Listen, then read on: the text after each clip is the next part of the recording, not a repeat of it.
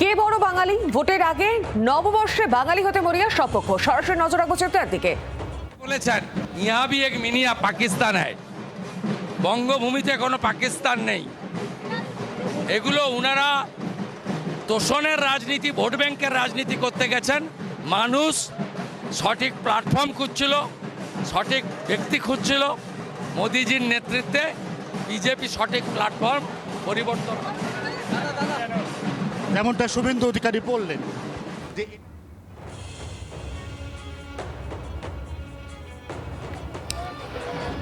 যে ছবি তুলে ধরেছে আপনাদের সামনে চিত্রায় ফিরহাদ হাকিমের গড়ে প্রভাত ফেরি এবং প্রচার শুভেন্দু অধিকারীর কড়া নিরাপত্তা ব্যবস্থা। বহু কর্মী সমর্থকেরা ইতিমধ্যে হাজির হয়েছেন, সেখানে দেখতে পাচ্ছেন সেই এই মুহূর্তে যে ছবি তুলে ধরছে আপনাদের সামনে। মোতায়েন রয়েছে মহিলা জওয়ান সহ কেন্দ্রীয় বাহিনী। ঢাক ঢোল বাজিয়ে জমকালো আয়োজন করা হয়েছে।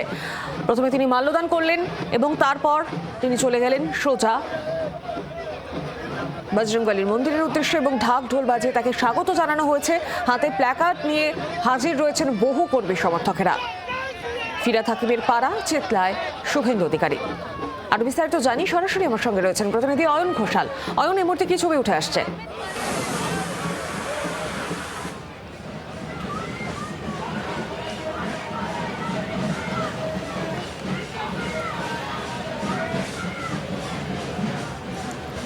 শোনা যাচ্ছে অয়ন?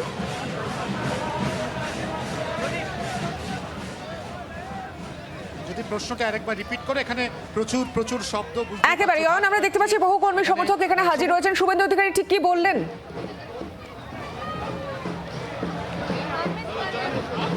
শুভেন্দু অধিকারীকে জিজ্ঞাসা করা হয়েছিল, এটা তো ফিরহাদ হাকিমের পাড়া, আপনি এখানে প্রচারে এসেছেন।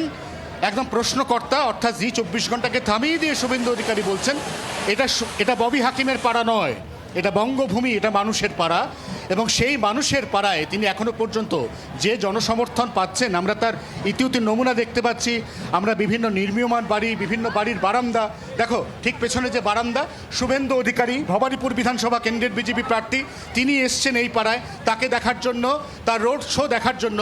এই মুহূর্তে প্রত্যেকটি বাড়ির ছাদ থেকে শুরু করে বারান্দা, এমনকি রাস্তার দুপাশে আমরা বেশ কিছু মানুষ তাদেরকে দাঁড়িয়ে থাকতে দেখছি। আমরা তাদের সঙ্গে বরঞ্চ একটু কথা বলি যে আপনার পাড়াতে শুভেন্দু অধিকারী প্রচারে এসছেন বা তাকে কিছুক্ষণের মধ্যে দেখতে চলেছেন, কিরকম লাগছে? ভালো ভালো, খুব ভালো। এটা তো ববি হাকিমের পাড়া। হ্যাঁ, তাদের কি হয়েছে, কোনো ব্যাপার না, সবাই আসতে পারে। মানুষও বলছেন যে এটা যারই পাড়া হোক, প্রত্যেকে এই পাড়ায় আসতে পারেন, প্রচার করতে পারেন। শুভেন্দু অধিকারী খুব তাৎপর্যপূর্ণভাবে বলছেন ফিরহাদ হাকিমের সাম্প্রতিক কিছু মন্তব্য, যে মন্তব্যে কোথাও না কোথাও সনাতনী হিন্দু ভাবাকে ধাক্কা লেগেছে। এবং এই অঞ্চল যেখান দিয়ে আমরা এই মুহূর্তে হাঁটছি, বা বলা ভালো শুভেন্দু অধিকারীর যে প্রভাত ফেরি, এটা যে রাস্তা দিয়ে চলেছে, সেই রাস্তাতে যথেষ্ট হিন্দু ভোট ব্যাংক আছে। এই হিন্দু ভোট ব্যাংক মূলত ফিরহাদ হাকিমের পাড়া বলেই কিছুটা তৃণমূল প্রভাবিত। কারণ 2024-এর লোকসভা নির্বাচন, সেখানে ভবানীপুর বিধানসভার যে 8টা ওয়ার্ড, তার মধ্যে এই ওয়ার্ডে বিজেপি লিড ছিল না। এই ওয়ার্ডে যাতে লিড আসে, সেজন্য শুভেন্দু অধিকারী প্রচারের ক্ষেত্রে আজকে বাংলা নতুন বছরের প্রথম দিনটাকেই বেছে নিয়েছে। একেবারে অয়ন, ধন্যবাদ তোমাকে।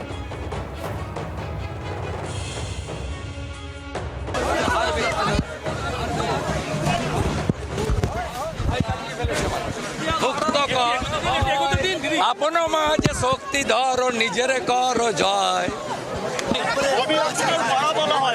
কারোর পাড়া না, বঙ্গভূমি, ভারত ভূমি, কারোর পাড়া হতে পারে না, মানুষের পাড়া।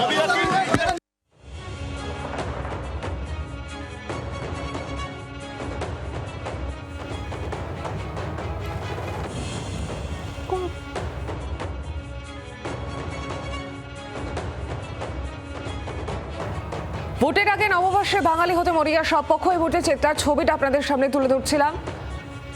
চেতলায় ফিরহাদ হাকিমের পাড়ায় প্রভাত ফেরি, শুভেন্দু অধিকারী।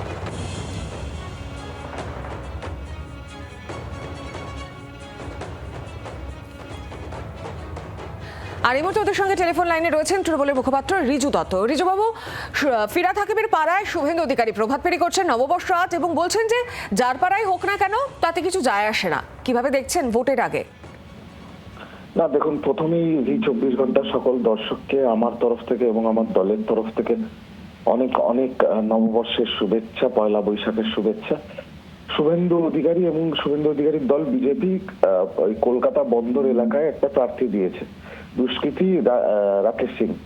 তো সেখানে শুভেন্দু অধিকারী গেছে, গণতন্ত্রের মধ্যে আছে, সে যেতেই পারে, সে প্রচার করতে পারে, কোনো আপত্তি নেই। কিন্তু আমি আজকের দিনে বেশি ঝগড়া না করে শুভেন্দু অধিকারীকে শুধু একটাই উপদেশ দেব যে নন্দীগ্রাম আর ভবানীপুরে আপনি ফোকাস করুন। আপনার কেরিয়ার একদম শেষের পথে, এদিক ওদিক না গিয়ে নন্দীগ্রাম আর ভবানীপুরে ফোকাস করুন। ভবানীপুরে গোহারা হারছেন, নন্দীগ্রামেও হারছেন, তাই ফোকাসটা ওখানে রাখুন। এদিক ওদিক গিয়ে লোককে যত কম ইরিটেট করবেন ততই ভালো। ধন্যবাদ আপনাকে আমাদের সঙ্গে থাকার জন্য।